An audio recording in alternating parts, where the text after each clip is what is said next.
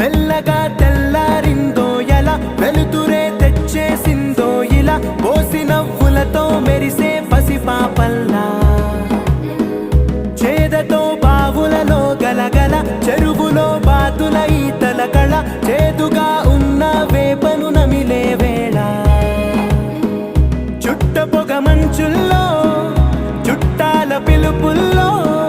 మాటలే కలిపేస్తూ మనసారా మమతల్ని పండించి